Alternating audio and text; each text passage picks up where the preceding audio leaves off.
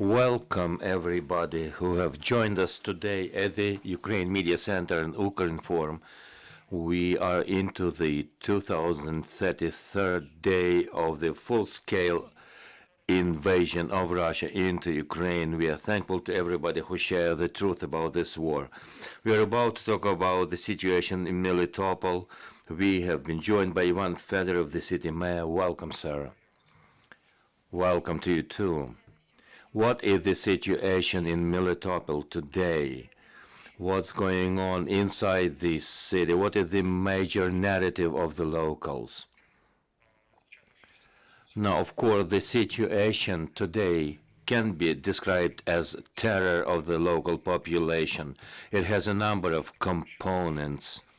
First one, after the sham referendum, the Russians are wreaking the havoc in the city to make sure that they're not fired at.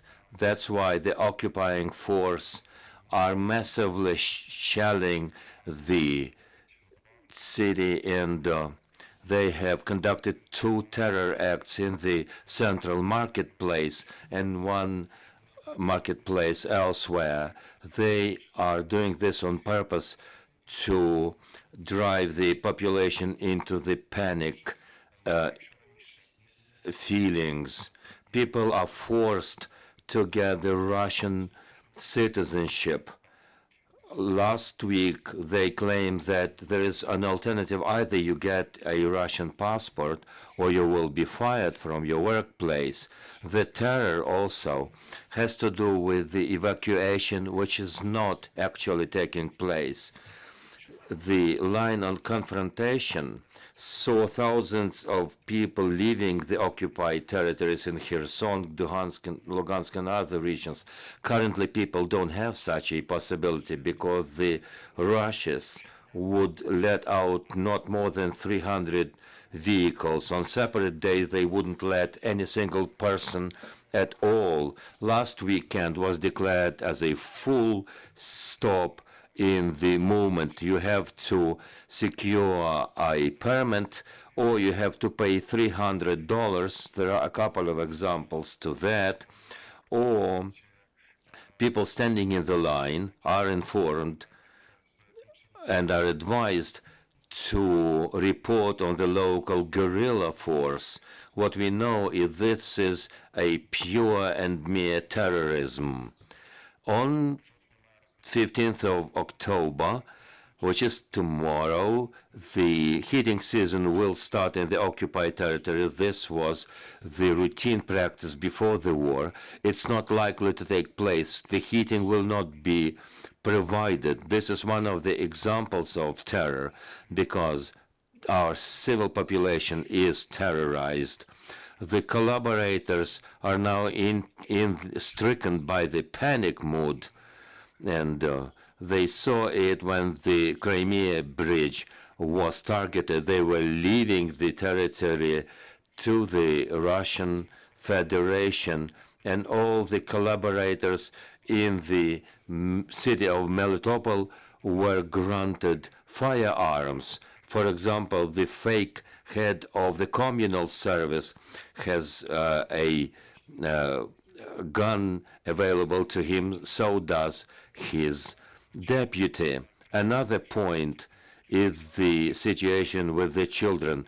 Everyone heard yesterday how the occupier from the Kherson Oblast were pushing the agenda and urging people to leave the occupied territories. But 2 days ago, in the Kherson region, what they said was that children should be leaving to the Crimea, and the first group of children left to Yevpatoria.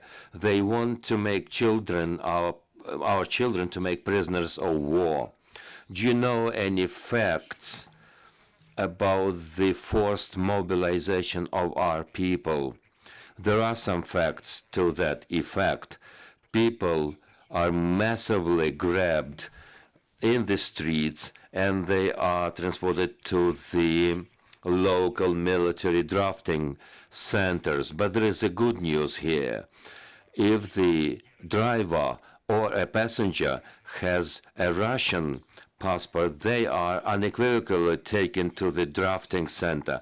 What we say is this is good because Russian passport means forced mobilization. This is why our people don't want to get such passports. But the Russians are saying that they have secured a 3,000 strong volunteer unit, which is a fake.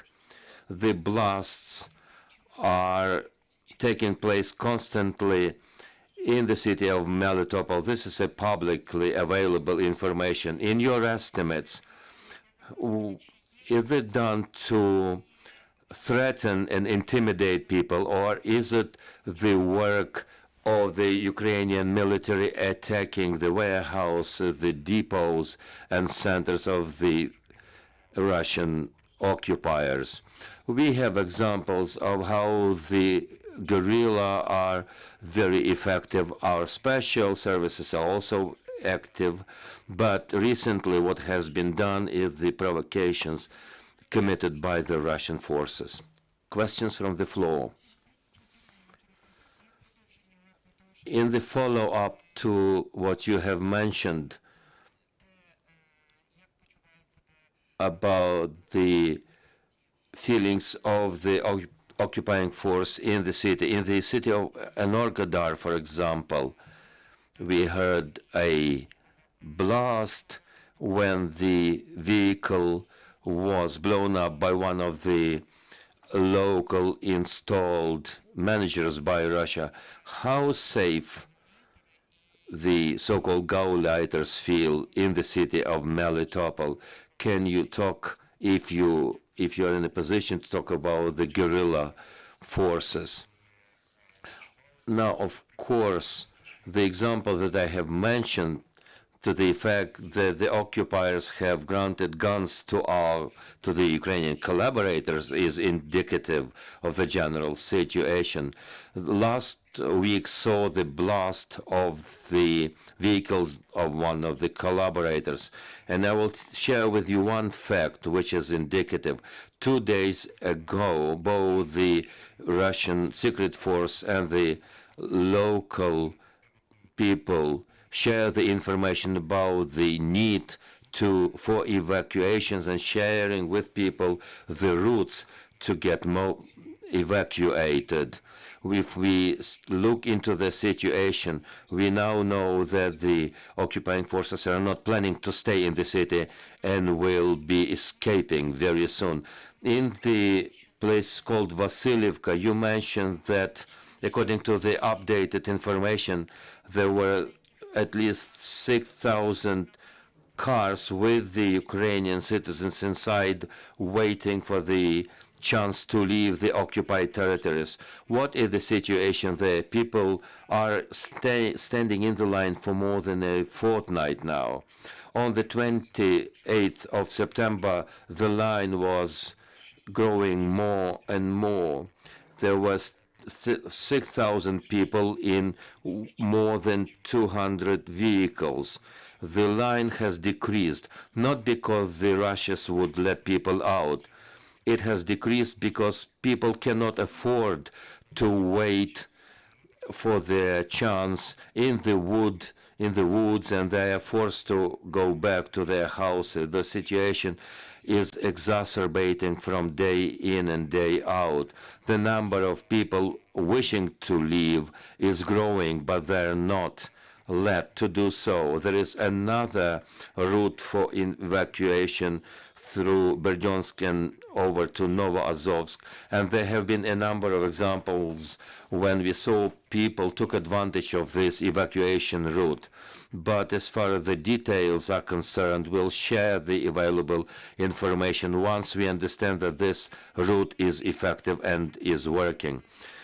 Sir, we know that as a state, Ukraine cannot impact the situation. Do you think it makes sense to get on board the international organizations to let people out? We have requested numerous occasions, different international organizations. We are also addressing the enemy. But we should understand that people are used as a life shield.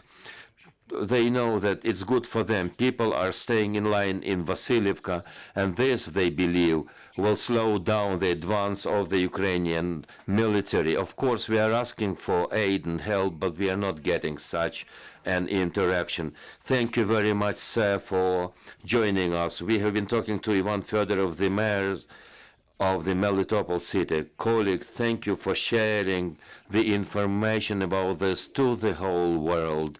Keep track of our future events. Now we are working our agenda for the next week. Glory to Ukraine.